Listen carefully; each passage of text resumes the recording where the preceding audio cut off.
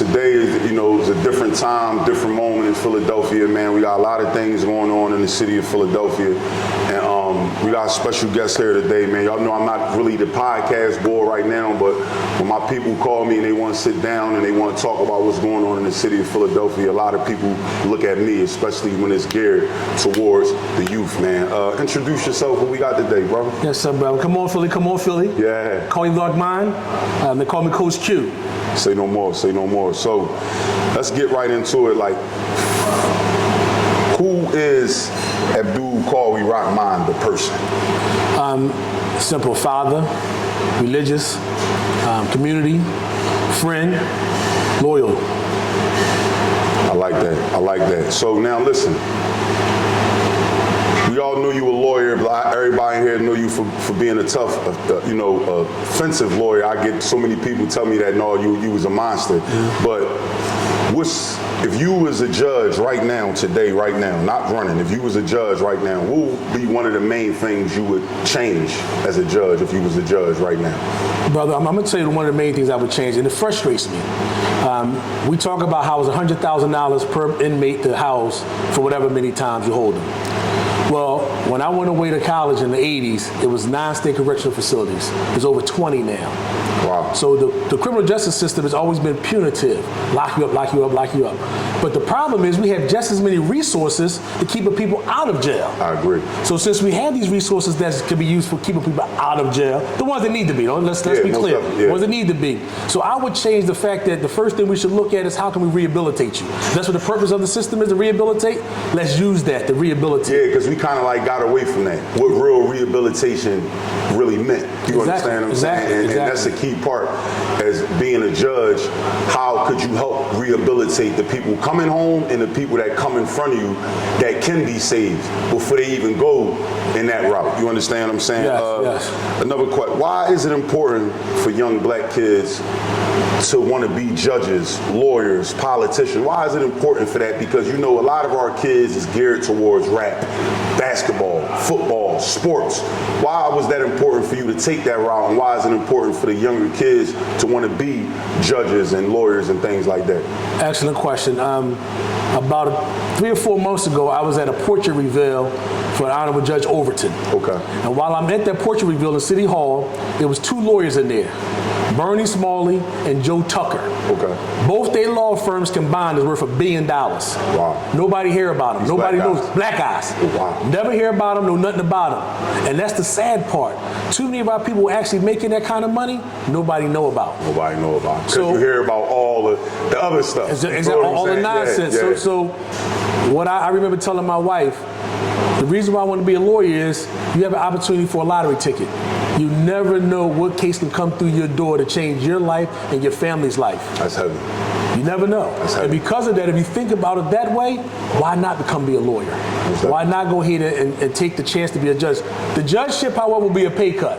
Yeah. You understand that? But it's not about. I was telling my man that, I said, to want to be a judge, you got to be willing to want to change something because it's a pay cut. Exactly. You understand? With a lawyer, you can run it up and run it up and run it up. There's no cap. There you go. With a judge, it stops. It stops, but look how many young people. But the impact. There you go. The impact. That's way more important. Way more important. When a young brother comes into court to say he got a prostration mark on his head. Yeah. Oh, wait a minute.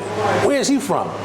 Like, one thing about these young boys nowadays, they can tell you if you're trying to, play them. Yeah, most definitely. Facts. Come on, man, you faking. You faking. Yeah. Nah, I'm gonna tell you, they know. Oh, that's Coach Q. I'm on in the elevator in CJC, and the guy was like, I just kept looking at you. I remember you from somewhere. Yeah. I say, I know, Coach Q. It's funny you saying that because when we was coming up in the juvenile system, we didn't see a lot of black judges, but one of the judges we remember was Judge Reynolds. Yes, sir. And what I mean by super legendary, right? Believe it or not, Judge Reynolds saved more of our lives than he had, because at the, we was wild and young. Yes. You understand? And it ain't like he wasn't giving out life sentences. That's right. He was, stagnating that time and that moment of life. We didn't realize what he was doing. Put your finger on you. You understand what I'm saying? Yes, we didn't realize yes, what he was doing. Judge Reynolds, I can say that now, being who I am him now, Judge Reynolds was one of the guys that saved my life.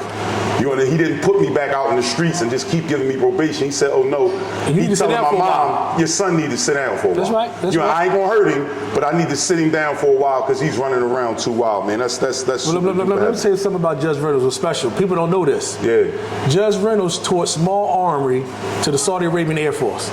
So I went in the back with him. He had the Gucci on, the white thobe. Said, Rahman, look at this. I taught the Saudi Arabian military small arms. That's heavy. People don't know. They don't know nothing about that. That's heavy.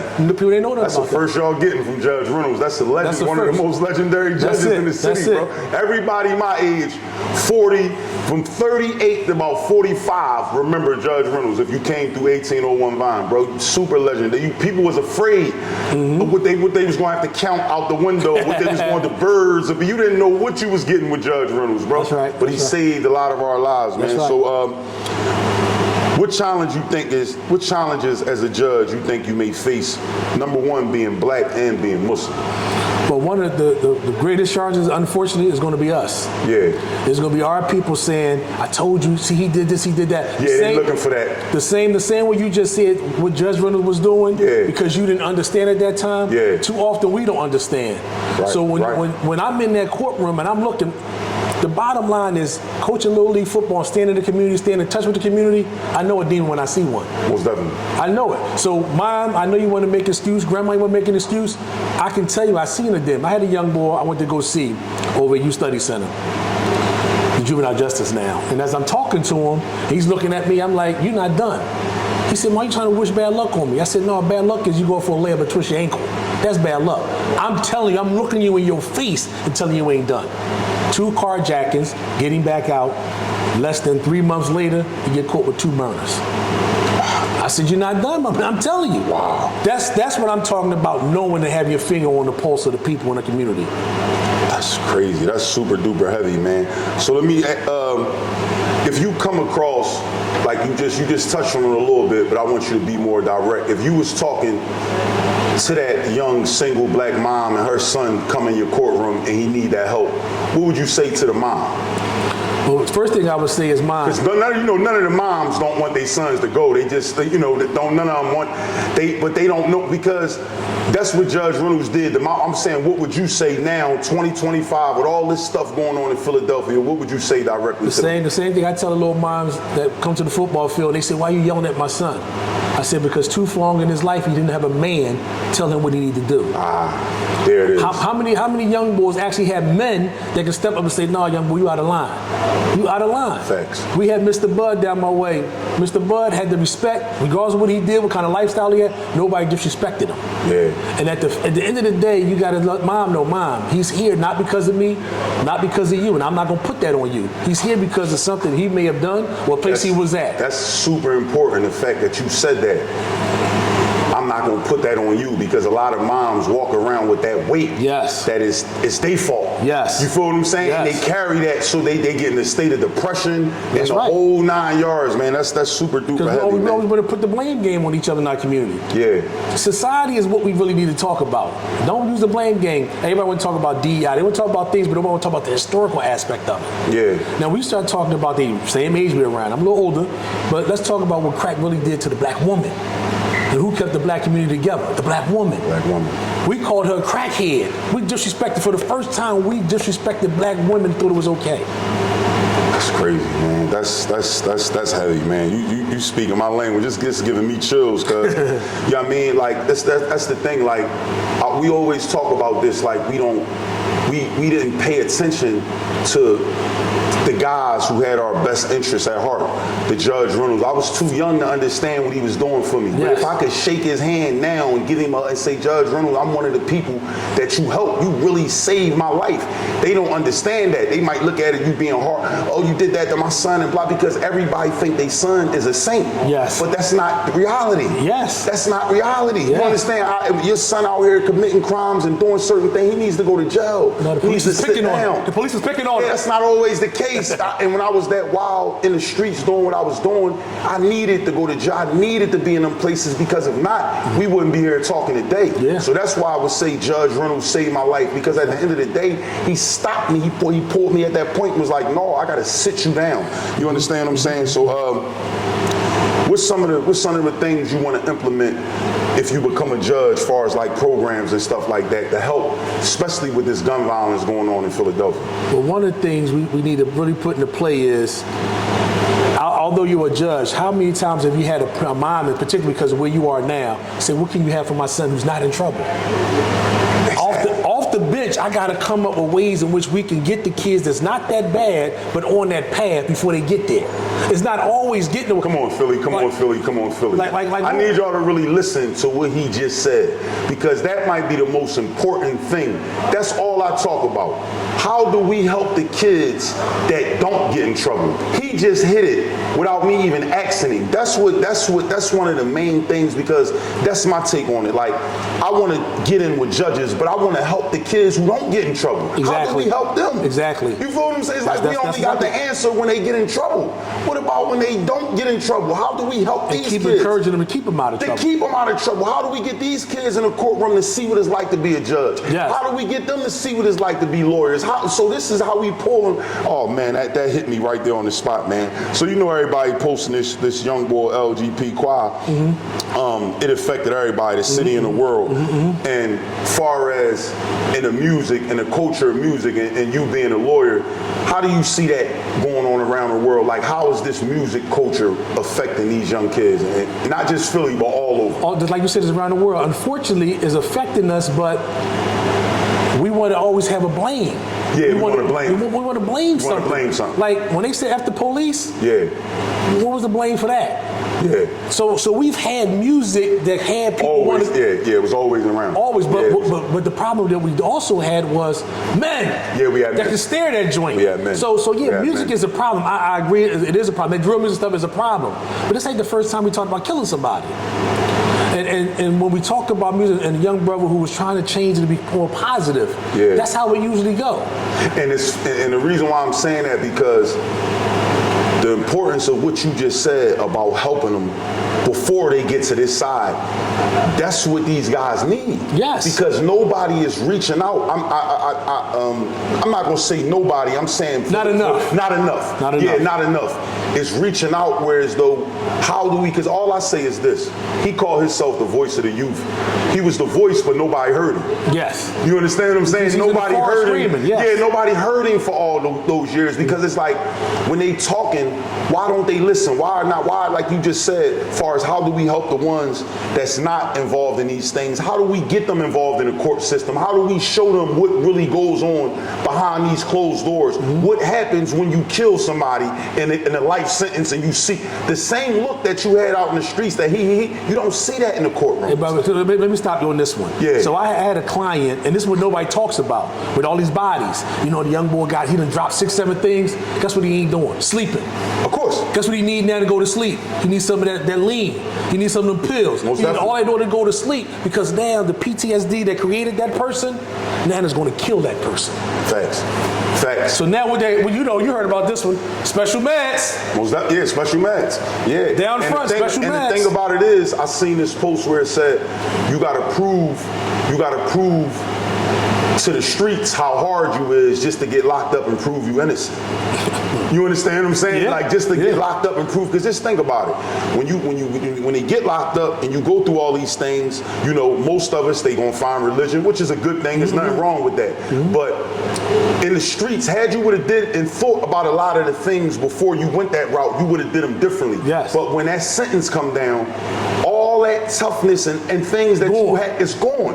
Because I don't care how many videos people show on social media of somebody acting tough. It's a million videos that you would see where they crying, they hurt, they realize that there's a possibility you may never come home ever again in life. You understand what I'm saying? This is the one thing people don't talk about. When you go up there to SCI, whomever, the first question they ask is, where you want your remain sent?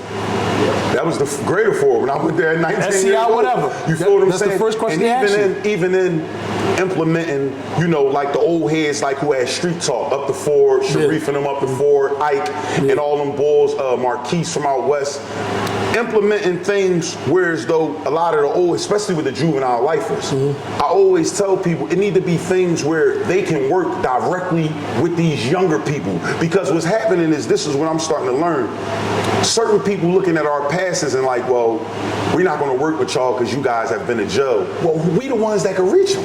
Well, this is what you need to tell them. Again, we're going back to the historical aspect of it. Every underworld controls every community. The Irish mob controlled their community. The Italian mob controlled their community. What did they do to our black mob? They sent them to East Jablit. So that way we had no control over what was going on. So by the time of JBM coming in, Nudie Nims and them now was shipped to Wisconsin or wherever, so you couldn't touch them. And once you couldn't touch, Holmesburg was a proving ground. Holmesburg. So if you misbehave out here on the streets, you had to be seen in Holmesburg, and nobody wanted that. And that was the, so when Miss Ann was walking down the street, I don't care how, I know some crazy people. Miss Ann, the bottle behind their back, the weed getting put out, all that. No now, cussing. They don't even put that out no more. And they thinking about it. I tell my little dudes in my neighborhood the importance of that, like keeping the block clean, making sure when she pull up, take her bags out the car. You don't let no lady get out the car without taking her bags. Killers was doing that. Killers was doing that. Cold-hearted Killers was doing that. Cold blood, I would blow your head off, but she's getting respected. Yeah, most definitely. Now let me ask you about that, because you said something about that. How long you been doing that Little League? I started when I was in law school, 1994. How many kids all together since 94 you think you done had through your Little League? If a roundabout number. 10,000. 10,000 kids. 10,000 kids. Come on, Philly. But let me say this. So one of my prouder moments, Willis McGahee came in second in the Heisman ballot. Played for University of Miami running back. Willis McGahee. Sean Spence played against Kayvon Webster. Sean Spence played linebacker for Pittsburgh Steelers. Kayvon Webster played for the Denver Broncos. They played against each other in the AFC Championship game. Kayvon Webster has a Super Bowl ring. Wow. That's heavy, man. I tell people I came home to coach Little League football not for that, but for a college degree.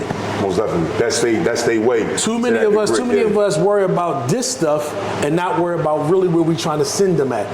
I want everybody to pass me. I want my kids to pass me. I got a son that will be going to China this summer for the robotics program from Central High School. That's heavy, and that's where it's at. Learning Mandarin. They teach you. They learning Mandarin. All that over there. So when I tell people, they look at me. I just did a career day at Mastery Harrity on 56 and Catherine.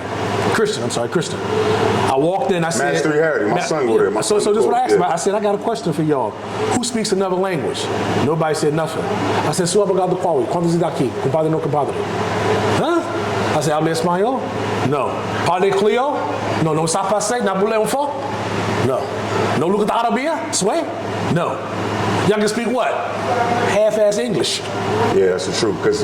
And if you're coming up in the streets, you're right, it's half-ass, because at the end of the day, all the lingo is geared from the streets. Yes. It's all street lingo. Yes. You understand? Come on, bro. Yeah, bro. exactly. Come on, bro. Exactly. Bro. It's all street lingo. Yeah, you absolutely right, man. You absolutely right. And it's crazy. Like, everything happens for a reason. This happened for a reason, man. And tell them how they could get out, how they could vote, the whole 9 yards, what numbers, whatever. What I need people to come out May 20th. That's election day here. It's the primary.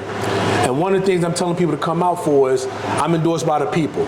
And y'all already know what he said, man. May 20th, man. Make sure y'all come out. He already told y'all what it was hitting for, as far as talking about y'all. This interview let y'all know, y'all get more personal and detailed, so y'all can know the person behind the politic, behind running. Y'all can know the actual person, man. This all this interview was about. Come on, Philly. Come on, Philly. Come on, Philly, man. Thank you again, bro. I appreciate it, I appreciate you, brother. Most definitely. I know this ain't your lane normally, but I appreciate you understand we got to open up. No, most definitely. We got to open up, bro. We got to open up. And the thing about it is, like, having the conversations, especially as men, like, you remind me of the old heads that we had back in the day, you know, that they buried. Yeah. You know, now a lot of them coming home, they juvenile lifers, but the fight not in all of them like how it was back then. Yeah. Because the system done took so much out of them. 30 years, 40 years, 50 years. They just want to come home and get a job and just take care of their family. That's right. You feel what I'm saying? They don't and there's nothing wrong with that, because the system done took too much. But for the men who's still out here who got that fight in them, we need it. We need them. We need and we need to get in every position that they could be in. That's who we need to have them at. There you go. And then when they in that position, like you said, if the people put them there, then the people need to hold them accountable for what you was elected for. That's right. You understand what I'm saying? And if we see nobody in this city, if we see all this gun violence, everybody talk about the problems. You just said the solutions. That's all I want to talk about. What's the solution? We know the problems. That's it. What's the solution? How do we stop? How do we get the kids that's not getting in trouble? How do we get them involved? Because they are important as well. We so focused over here on the negative. What about the positive? And again, back to the historical aspect of it, we quick to talk about what's happening now. But we forget, ain't nothing happening. I told people, somebody asked me about the Eid and what happened at the Eid. I said, I remember leaving St. Paul's Baptist Church and going downtown to Foot Locker, Zounds, and everything else and tearing fire to downtown. Coming from the church. But ain't nobody talk about that. So when they had the people run through downtown on Easter Sunday, the Eid for the Christians, nobody said nothing about it. That's the history. That's the history. So at the end of the day, excusable, absolutely not. But history does nothing but repeat itself if we don't have things in place, safeguards to prevent it. And that's just what you said. It was people in place to prevent that from happening. Whether media, whatever, social media, people in position, you ain't letting that come out. There you go. You understand what I'm saying? So you're right, man. It's all about that position and helping our people get in that position and holding them accountable for that position. Again, man, I wish you much success. Thank you for coming out, man. Yes, sir, no brother. doubt, man. Yes, sir. Appreciate that.